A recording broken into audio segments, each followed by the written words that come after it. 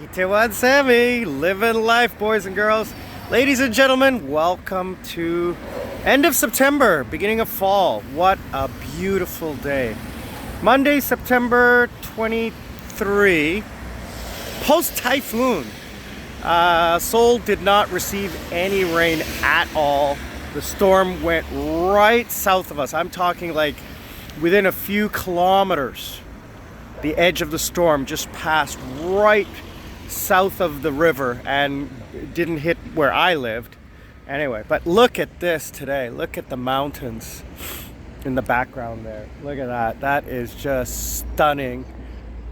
You know, look at that sky. You cannot get a better day than today. It is just a beautiful, beautiful end of summer, beginning of fall day. And of course, my allergies are killing me today. So I want to thank everyone for subscribing. I hope you like the new thumbnails, and I'm working on that, putting a text, and I'm starting to end cards. You know, at the end of the video, you'll see some little cards pop up on the screen if you want to click on that. I want to thank everybody also who's subscribing. If you do like what you're seeing, please subscribe, hit the like button. It really helps my channel. If you click the like button, it helps it get put out to other people. So I would really appreciate if you do that. Thank you very much. Adil, I want to say a super thank you to you for always commenting, for always being the one of the first viewers. I know you click the bell because I know you watch the videos as soon as they come out. Thank you very much for that, and to everybody who does watch and comment. I appreciate it. So please click the subscribe button and the like button and the little bell so you know that I put videos when I put videos out. So today's topic: marriage and divorce in Korea as an expat, as a foreigner. So this, now I'm not married, I am divorced in Canada, but this is information for people who, if you do get married, I mean, I'm not saying come here and get married, I'm saying if you do get married to a foreigner, what is it, sorry, as a foreigner, if you do get married to a Korean, what is the process, what is it like, what happens, and then also what happens if you divorce. So the first thing is, I'm not going to discuss about your country and how you register your marriage in your country, because that is just so complex. Each country has a different rule, different requirements. So those are things that you guys are going to have to search out from your own embassy or your own local government, be you American, English, Canadian, what have you.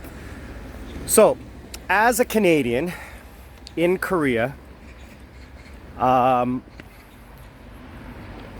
as a foreigner in Korea, the first thing if you get married to a Korean is you need proof that you are single. So from your government, you have to get an affidavit from your embassy. If you're living in Seoul, if you're living in Korea, you have to get an affidavit and swear that you are single. Then your spouse has to go through the normal process of your fiance has to go through the normal process of their paperwork, which is the family registry, their proof of being single, address and all of that stuff, because you have to show where you're going to live. Now, if you are on a visa, like an E2 or some type of visa like that, let me take a step back. Then you go to your local city office, and you file all the paperwork, you pay a small fee, and now you're married. You can have a ceremony if you choose to, but that is not how you get married. It has to be registered. You have to sign some paperwork, You have to file the documentation at the office, city hall type of thing, and then you're married. There is no, you don't have to do a judge marriage or anything like that or whatever. It's just filing the paperwork and the husband or wife, the foreigner, getting registered as married to a Korean citizen. Now, at that point, the foreigner has the option of getting an F6 visa, which means married to a Korean spouse. Now, getting married to a Korean is very easy, the paperwork. The other thing is, getting married to a Korean is very easy. Or is it? Sorry, I can't remember whether it's the visa requirement or the marriage requirement. But one of those, you require common language. You must speak a common language. So for example, most of the Korean paperwork says that you have to have a level of Korean fluency. But if your spouse speaks English and you speak English, then there's a common language. There's no Korean proficiency required.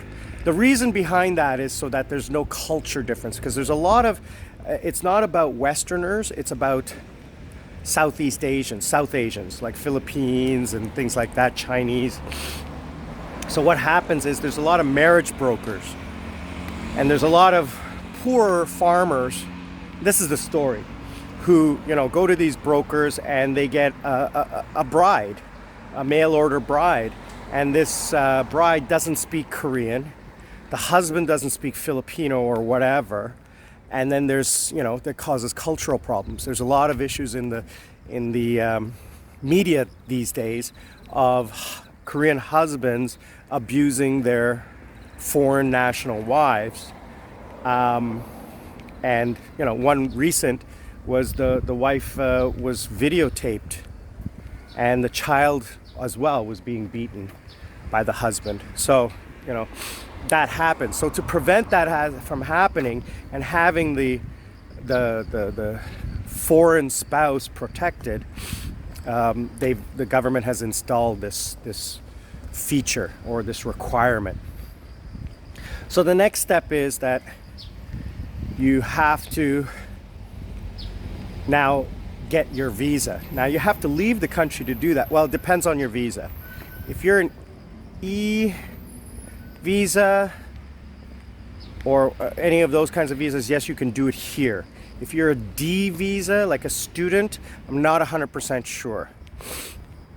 But you can transfer to an F visa, marriage visa, here.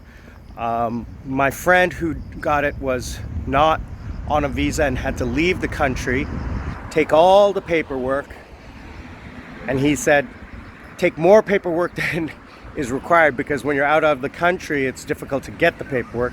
You have to go to the embassy. He went to the embassy in Tokyo,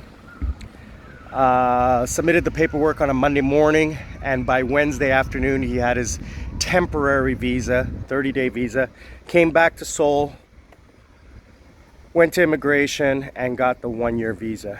So again, he didn't have to do the language part. There was no interview, again, because he was American and his spouse was Korean, Korean American. So they both spoke English. You know, I've heard also stories where there was an interview because the spouse was from a poorer country. But if the spouse is from a rich country, immigration isn't going to ask a lot of questions, i.e. marriage of convenience questions. So that's the first step. Second step, and then you get your visa, and now every year, once a year, you have to go and renew your visa, proving that you're still married. Now, As I've mentioned before in my previous videos about visas in Korea, the situation here is that unless you're a permanent resident, unless you have a company or a business, your visa is tied to your job or your spouse. Now, that is slowly changing. The previous administration was, the previous system, or currently, you are tied to your spouse. If you divorce, you're gone. Unless you can prove that the Korean spouse caused the divorce, then you can stay. If you have children born here, Korean children, you can stay. But if you cannot prove those two items, your marriage is over, you have to leave the country. But that is changing. Recently, a court case where a woman could not prove 100% that her husband was at fault. The Supreme Court deemed that it was unconstitutional, that the marriage dissolved, and that she has to lose her visa. She got to stay. Now, getting a divorce, there's two kinds, contested and uncontested. Again, contested, you have to sue your partner, go through that whole process, like in any country. And uncontested, like I said, you just file the paperwork and you're divorced. I don't know the rules about alimony or child support, but I would assume that, like in any modern country, that is the case. I wondered what that was behind me. Thought it was a cat or something. But that is the rules. You have to be very, very careful here. Not very, very careful, but like in any country, if you get married, you have to do a lot of paperwork. You have to follow a lot of steps that are a little bit different than in most countries, especially when it comes to language and culture. You have to prove that there is a language and culture component that you can manage together. That being so that the divorce rate is trying to reduce that divorce rate. If you do get divorced, you got to make sure that your visa is covered. That's the other important thing. So those are the rules surrounding marriage and divorce in Korea. I want to thank again everybody who watches. Itaewon Sammy, living life, Seoul, South Korea. I'm out.